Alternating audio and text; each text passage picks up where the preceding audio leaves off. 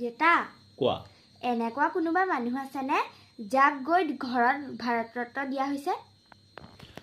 তেনেকুৱা এজন ব্যক্তি ভাৰতত আছে সেইজন হল অটল বিহাৰী বাজপেয়ী ঠিক আছে 1954 চনত ভাৰত ৰত্ন দিয়াৰ যি ব্যৱস্থা আৰম্ভ কৰা হৈছিল সেই ভাৰত ৰত্ন প্ৰদান কৰোতে সদায় এখন ৰাজহুৱা সভাত বিশেষভাৱে অনুষ্ঠিত কৰা ভাৰত ৰত্ন প্ৰদান কৰা হয় গম পাইছানে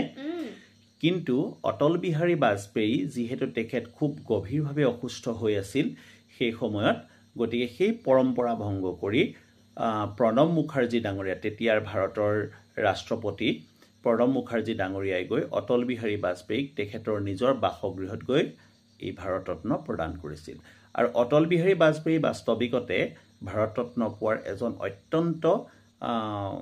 যোগ্য ব্যক্তি আছিল কাৰণ তেখেত আছিল এজন প্ৰতিতযশা কবি ভাৰতবৰ্ষৰ নিচিনা এখন বিশাল গণতান্ত্ৰিক দেশৰ তেখেত প্ৰধানমন্ত্ৰী আছিল আৰু ভাৰতে বৰ্তমান যি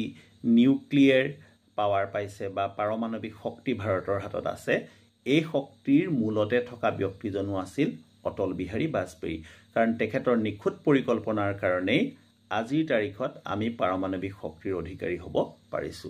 গতিকে এইজনেই ভাৰতৰ একমাত্ৰ ব্যক্তি যাক গৈ নিজৰ বাসগৃহত তোমাৰ ভাৰত ৰত্ন দিয়া হৈছিল